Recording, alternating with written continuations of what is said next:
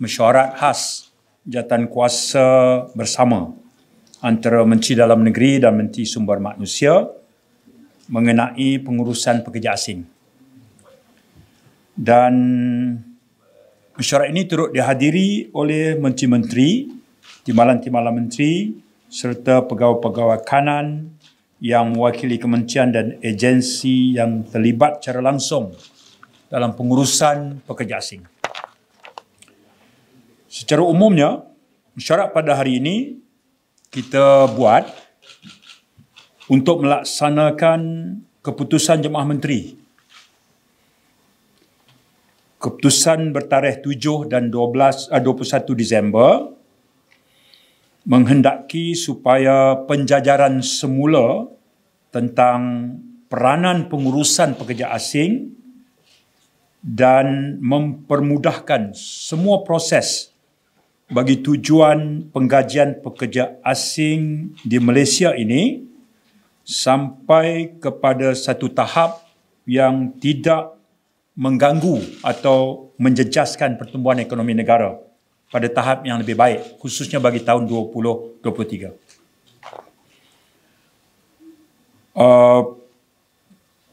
Peri pentingnya sektor ekonomi negara, khususnya 7 sektor utama, dibantu melalui proses pengambilan pekerja asing untuk menyumbang kepada pertumbuhan ekonomi sudah sedia diakui. Kita sedia maklum RMK 12 meletakkan sasaran bahawa menjelang 2025 angka pekerja asing capnya adalah setakat 2.4 juta. Ya. Atau mewakili 15%, tak boleh lebih. Baik. Itu merupakan satu, dari perspektif ekonomi, itu merupakan satu perakuan bahawa sumbangan pekerja asing dari sudut keperluannya kepada sektor-sektor ekonomi yang tertentu, penghilangan, perkhidmatan, pembinaan, ya, peladangan, pertanian dan segala macam itu benar-benar memerlukan aspek penyertaan pekerja asing. Jadi dalam kertas yang ikut dibentangkan oleh APU hari ini,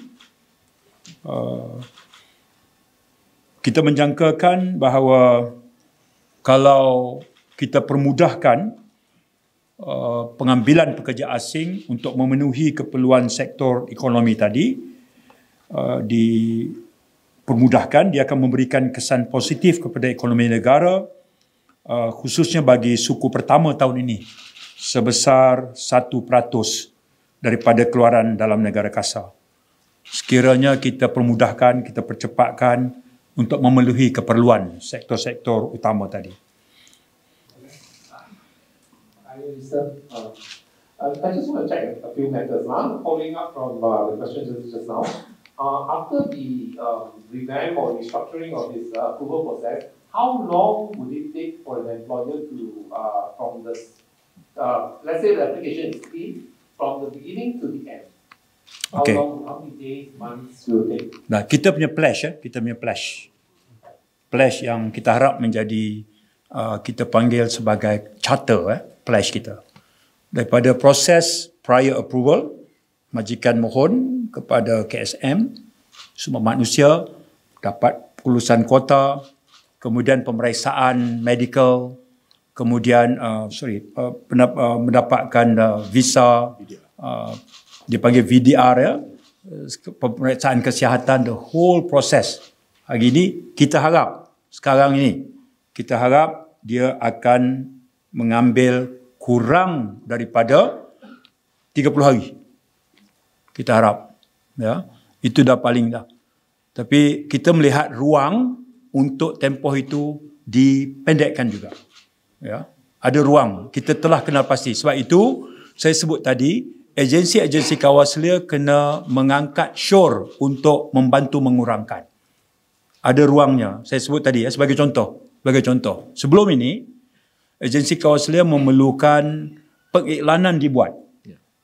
Iklan dibuat. Mesti sebab